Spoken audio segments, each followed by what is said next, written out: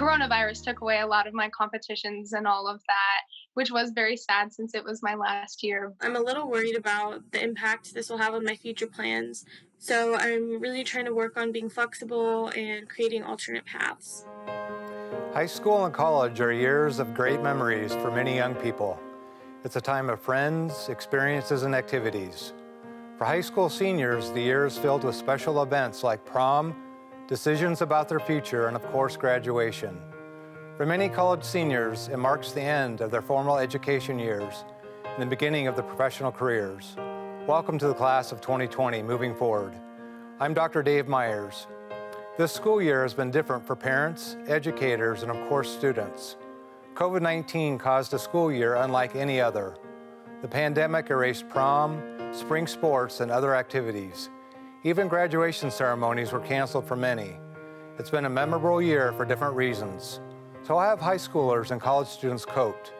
How can they learn from this experience and move forward? In this program, we'll hear from students about their feelings, emotions, and experiences.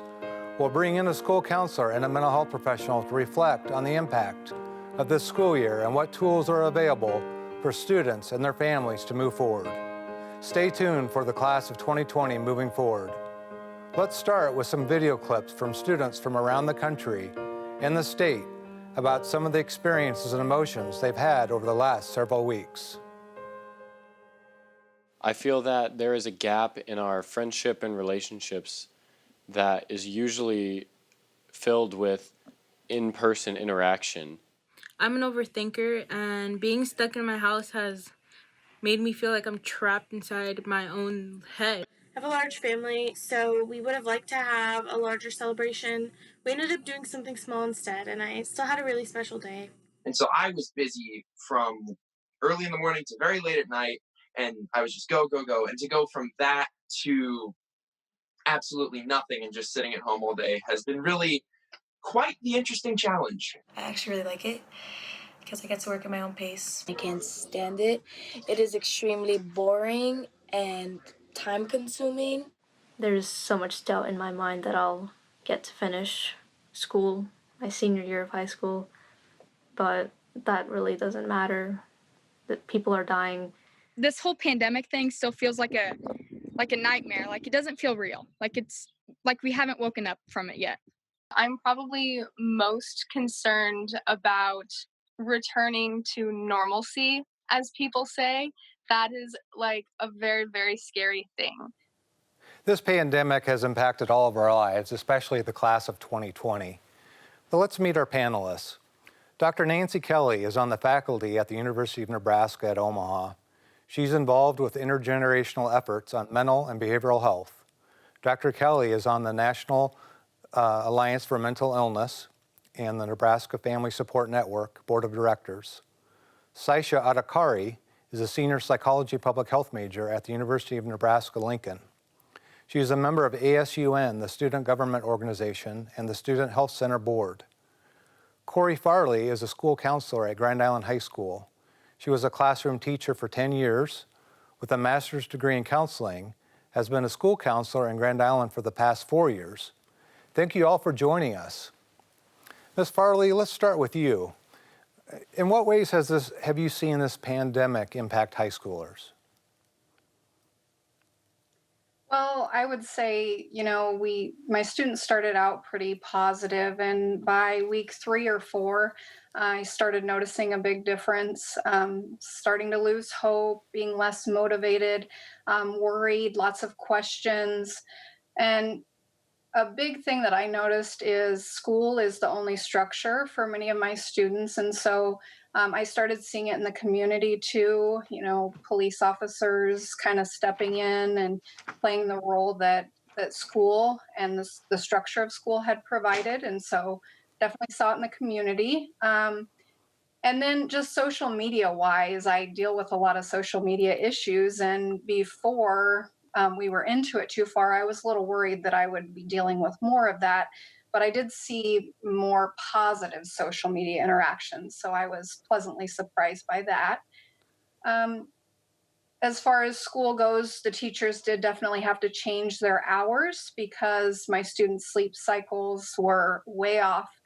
So afternoon and evenings was when they were most productive.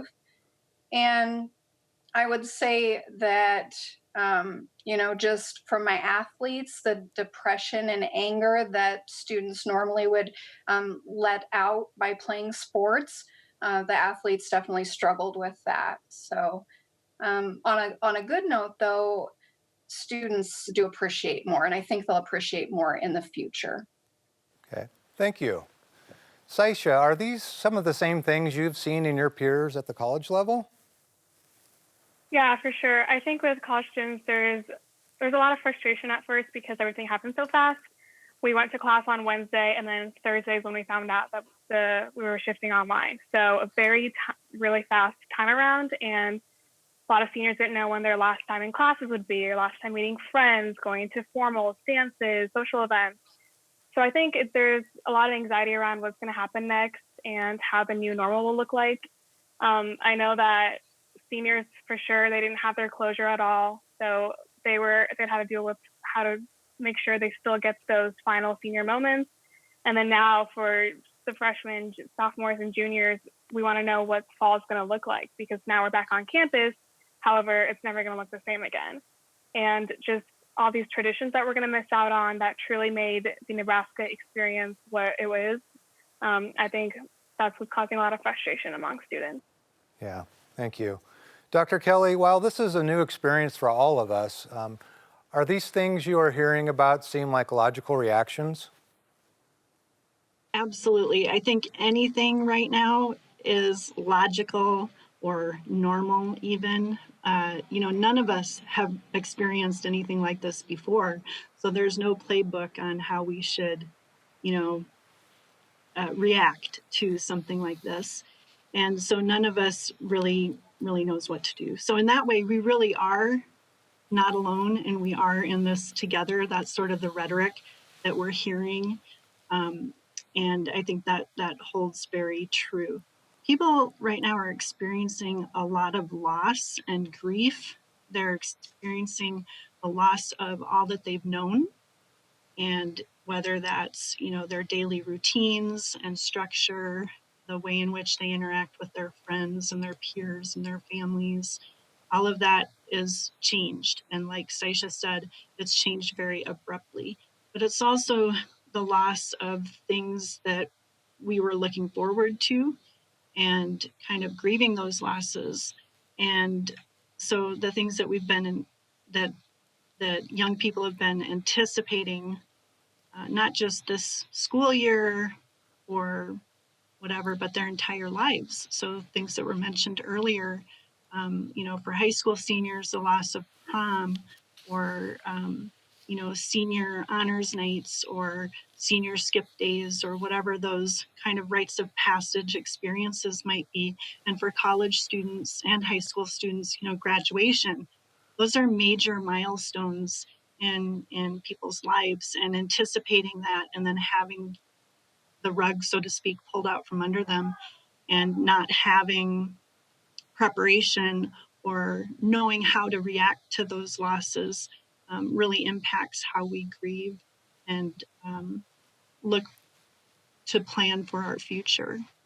Yeah, a lot of unknowns and a lot of changes have definitely happened in the last 8 to 9 weeks, and will continue into the future with the unknowns that we do have. High school and college students from all over Nebraska have shared their experiences, and we do have a few from our partners with PBS NewsHour Student Reporting Lab too. So let's watch and listen to what some of them have to say. We won't have our senior class trip that my class has been saving up for the past 4 years, but it has been especially hard to focus on schoolwork at home because you miss your friends and wish we could just go back to the way it was. So the first things I thought of immediately as a senior was graduation and senior prom and my last soccer season. So now that we got the call saying school's gonna be over for the rest of the year, I was really sad because I don't get to see everybody that I see in my classes. A lot of the events that I was looking forward to as a senior are now canceled, such as prom, senior picnic. It's really been a transition of having to constantly look for syllabus updates and look for adjustments I've been made to my class. So it's been really challenging having to spend so much time glued to my computer. Not actually being able to go to school kind of hindered that relationship that I can make with teachers and classmates that helps me understand and learn the material better. Because I'm not able to talk to any of my teammates or coaches face to face. And right now we're having to learn technique and plays through Zoom calls, which is very tough to prepare for the season. And what worries me about this is that when I go to school next year, I might need some of the things that were taught, but I will not remember them. I finally got some independence from my parents. I moved out and moved to a completely different state, which was a huge decision for me. What I worry the most about is the future of this situation, because at this time, anything can change and nothing is set in stone. So I don't really know what to expect for my next school year. It's a hard time for everyone everywhere. Every class, every race, every religion. It's hard for everyone. This is all so new. We haven't had something like this for more than 100 years. And it's just really scary for somebody who's at a young age to go through all this and not go outside and do normal things like hang out with friends or... This has definitely been a life-changing event for the class of 2020. Probably one of the biggest disruptions in the lives of the class of 2020 since they were born after the devastating events of 9/11. However, many of them come from families that were impacted by the devastating floods here in Nebraska just over a year ago. But listening to those video clips, I hear many different themes, and one of the themes that really stands out to me is I just hear the worry, the nervousness, the anxiousness that I hear the word worry a lot. And one of the things that when we think about COVID-19 is that the unknowns, and we think about the worry and what's going to happen next. Ms. Farley, when you in your experiences out in Grand Island, are you seeing that level of anxiety and that worry? Would you say that's the same in the Grand Island area as it is in other parts of Nebraska? Well, I would say that it's definitely different for every student that I work with. Everyone deals and copes differently, but I would say with my Latino students, more anxiety. I would say it just kind of depends on the student, and we've offered those supports where needed, and every day is questionable. What's going to come. So yeah, okay. Saisha, in today's world, we're accustomed to instant answers. And you are in a unique situation to where you are involved in some organizations and some boards at the university to where you are involved in making some decisions regarding the future steps of classes and some different things. How do you respond to students who are worried and anxious, who come to you and say, I'm worried about the future, what's going to happen? I think the big thing is that we're all in this together. So I want students to know that there are people working endlessly to figure out a solution that will be the most safe for students. I'm in different committees, and we're working on how campus will look, whether the size limit is 5 versus 10 versus 50.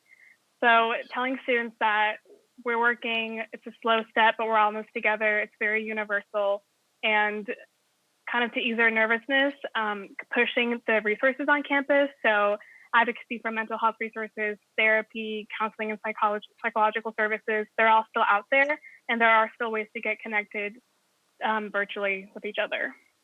Okay, thank you. Dr. Kelly, we're talking about anxiety, but I also want to talk about anxiety and depression. What are the signs that, there are, anxiety and levels of stress can be, it is normal, and it's okay to have some levels of stress because that gives us that motivation. But when do we know that it's gone too far and that we need to take a loved one and get them connected to resources? Yeah, like you said, depression and anxiety, they're very common, particularly in this age group.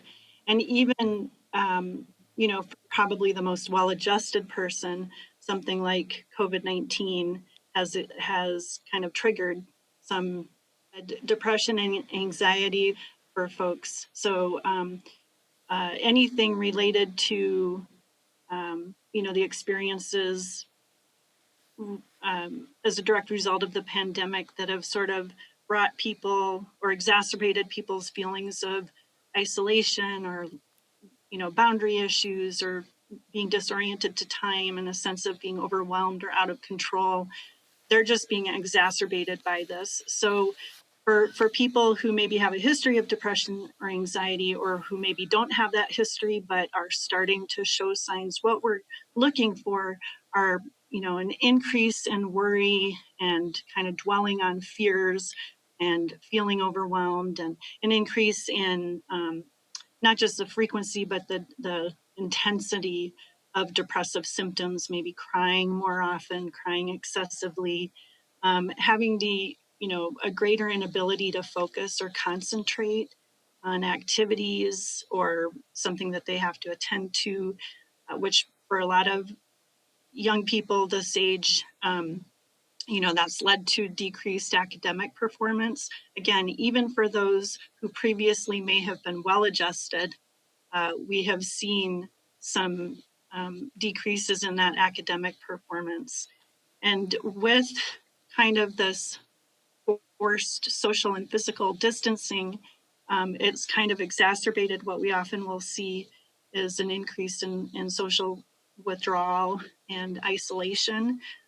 So it's kind of, you might see even more of that even when opportunities to connect socially are surrounding us. If you see your loved one resisting those opportunities and isolating further, that could be an indication that something is, escalating within them.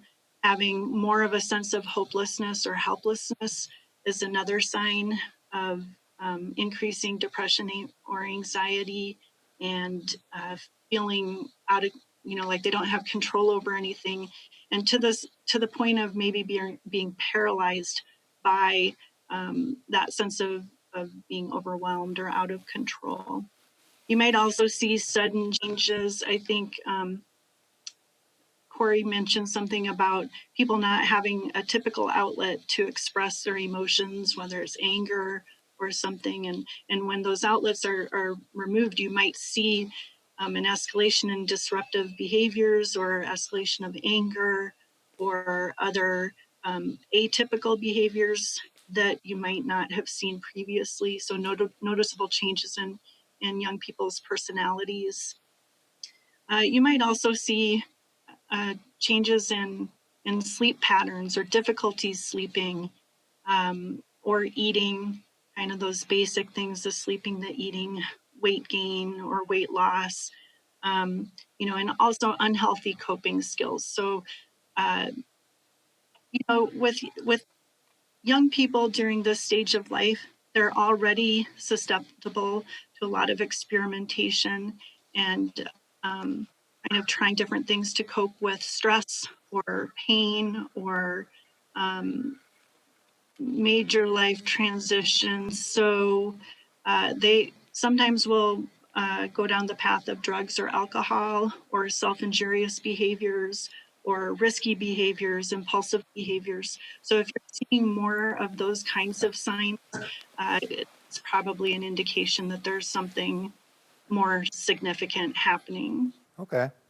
All right, thank you. Well, there's no doubt that for many young people, there's going to be short and long-term impacts from the pandemic, and there are a number of resources available to offer assistance in Nebraska. Take note of these and reach out for a helping hand. These resources will be listed on our website too. Visit netnebraska.org/class of 2020. Young Nebraskans are resourceful. Even in this challenging time, they have found ways to cope and good things that come from it. Let's watch and hear More now from videos Nebraska students sent us about some of the positive experiences they've had recently. This pandemic has really given me a chance to do a lot of things that I normally wouldn't. And so, for example, I started a 60-day at-home workout program. I've been learning how to bake different things, and I've been taking turns with my family members cooking dinner each night. I like cooking and taking walks because they wear me out and give me something to appreciate along the way. When I'm not so busy with all the school stuff anymore now, I have so much more time to read, and I love that.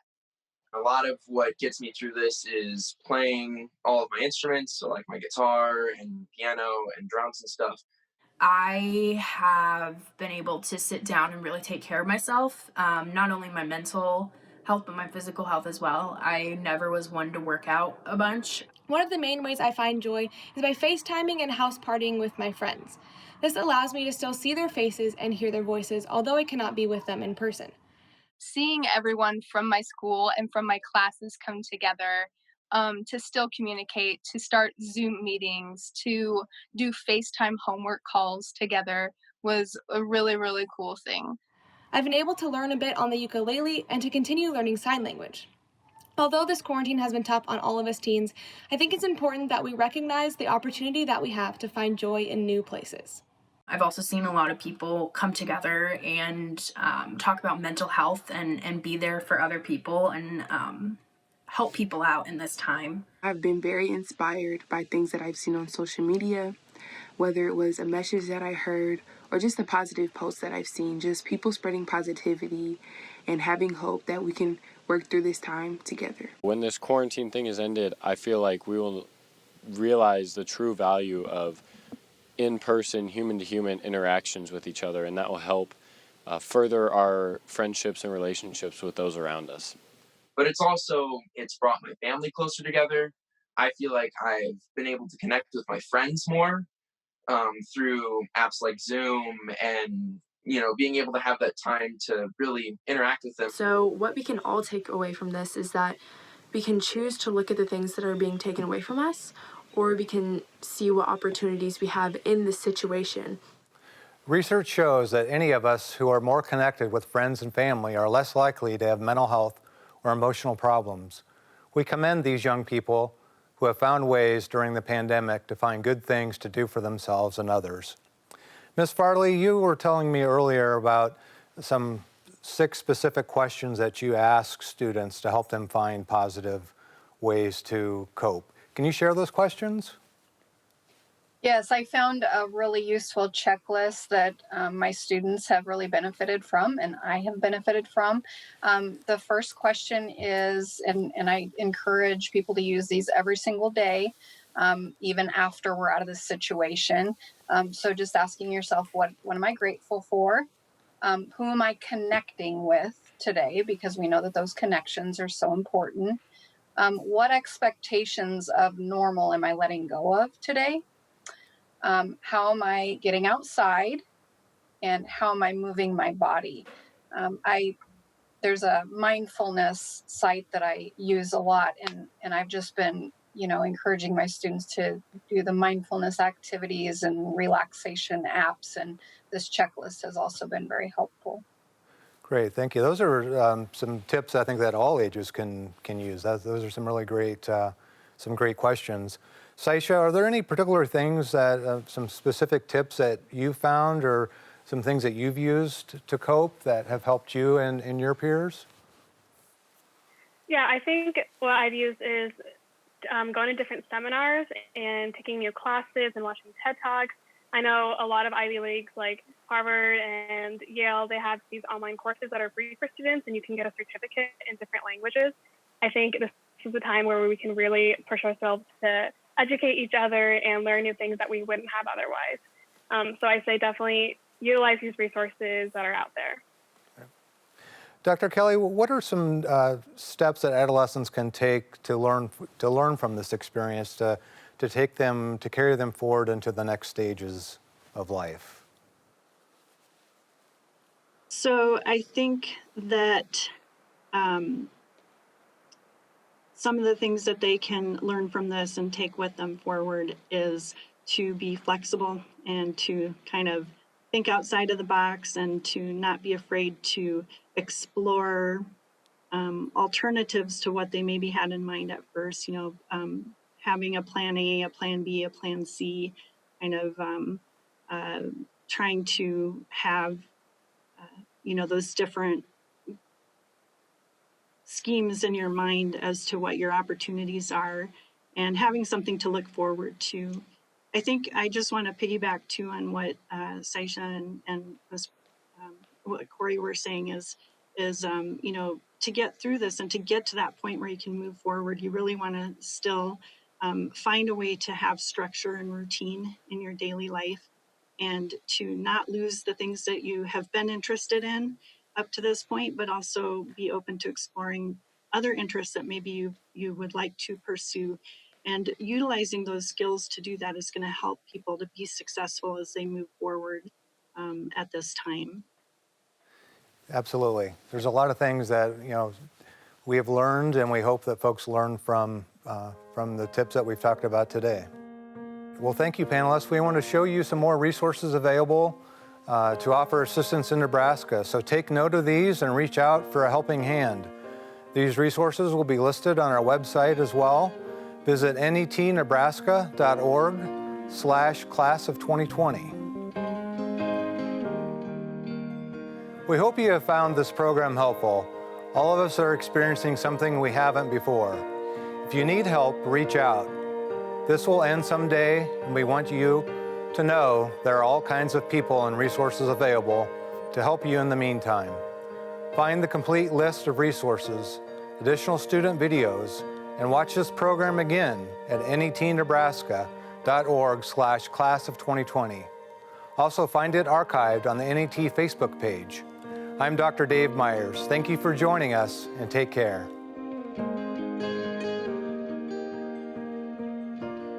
But on the bright side, I was fortunate enough to find a job and begin saving for college.